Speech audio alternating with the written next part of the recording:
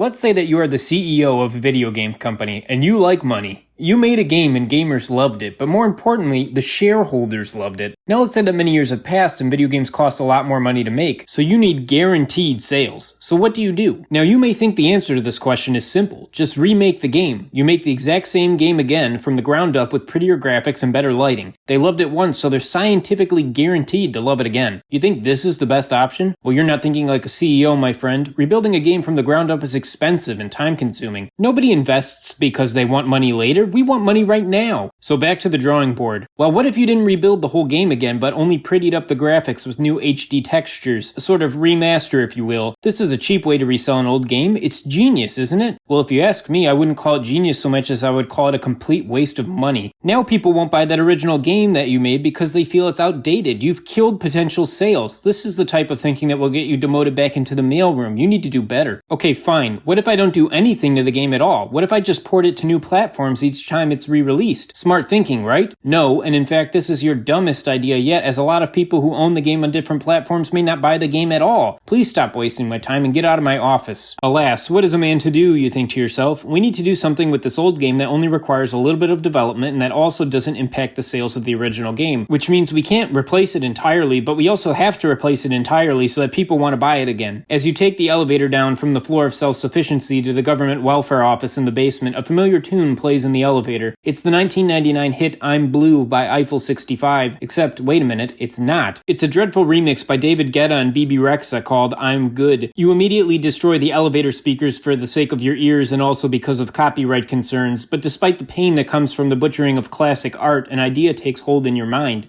The word remix. Back in 2013, Nintendo did something that I think is extremely smart. See, in 2013-2014, the Wii U wasn't selling well, and Nintendo was having a tough time releasing a steady enough lineup of games to please consumers. To help alleviate this drought, they would continue to rely upon their virtual console offerings, basically old legacy games ported to Wii U and available for individual purchase at a pretty reasonable price. The thing is, not all of these games aged the best, and some were kind of confusing to just pick up and play. Also, a lot of these games were unknowns with the modern audience. The gamer of 2013 may have never heard of Wrecking Crew, Clue Land, or Baseball. In order to get people to want to buy these games, you need to explain to them that they exist and also teach them how to play if the design philosophy is a bit dated. Most companies would offer a free demo and call it a day, but Nintendo likes money and needed some first-party games to sell. That's where NES Remix 1 and 2 came in. I wanted to take a look at this game before Nintendo World Championships comes out this July, as World Championships seems to be a sort of spiritual successor to the remix games. I plan on looking at the new game too when it comes out so I can compare both of them.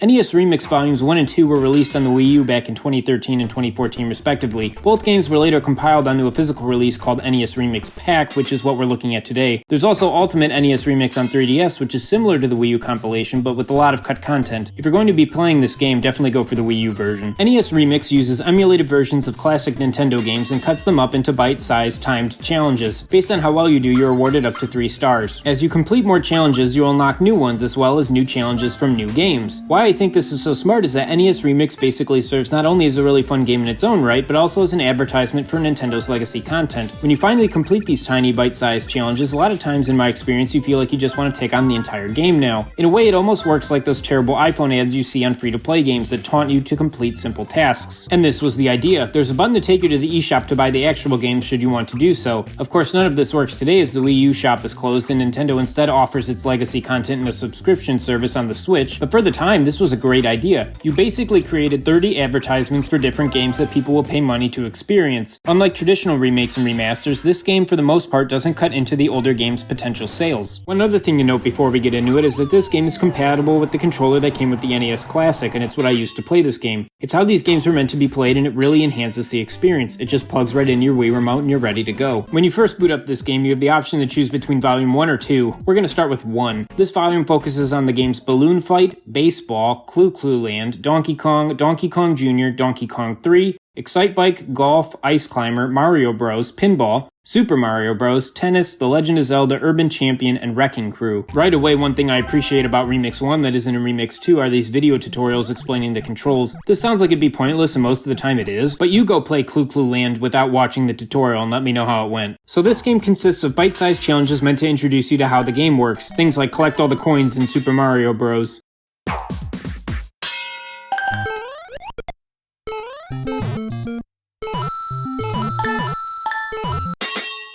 collect the key without taking any damage in The Legend of Zelda.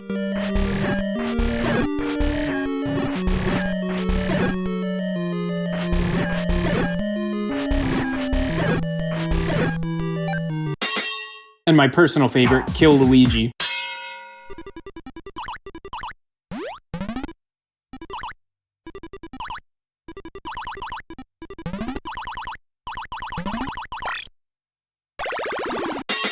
Quick side note, Luigi actually has a large presence in these games as it was the year of Luigi celebration during the time period these games were released. Remix 2 also includes Super Luigi Bros, which is just the original Super Mario Bros. Mirrored, which is fun. The highlight of these games though are the remix stages, which aren't really what I thought they would be. Based on what I've heard about this game, I thought these were mainly centered around swapping mechanics around in between games. Things like make it through Donkey Kong with Link, who can't jump. In NES Remix 2, that's definitely more true where you do things like kill Kirby enemies with Super Mario Bros. 2 mechanics. But in NES Remix 1, there's barely any of these. The Link and Donkey Kong mashups are the only ones that really come to mind. Instead, the game focuses more on adjusting in-game mechanics like one of my favorites where Mario is automatically sprinting forward and you have to time your jumps and try to collide with walls in order to get your timing right to make it through the end. There's also a lot of visual filter adjustments. My favorite of this is on levels where you go all the way to one side and it makes you appear on the other side, like in Balloon Fight. These types of games usually have a remix that just starts zooming way out and it looks really trippy and cool. However, at least with Remix 1, my favorite part of the game wasn't these remix stages, even though that's what pretty much everyone praises when talking about these games. My favorite thing was actually learning to appreciate some of the NES games I probably would have never tried had I not played this game. Of course, the opposite is also true. I have no idea who tried out Urban Champion and thought that the time has come to set $4.99 of his hard-earned dollars ablaze. Also, I own a physical copy of NES Pinball, played it for 20 minutes, and decided that I hate it. This game did not change my mind. You know what, game? You're right. That was my fault. Also, I may be alone here, but man, I hate the NES Mario game physics. They're so slippery, it feels like he's literally on ice. And then to make things worse, one of the remixes actually puts him literally on ice. I have been trying to collect 20 coins for like 30 minutes. I've been doing this for so long. 18, 19, I got it. Besides these small complaints, which basically boil down to some NES games have aged better than others, oh Ice Climber, how I've missed you. Everything else is fantastic and really made me appreciate the more obscure early days of the NES library.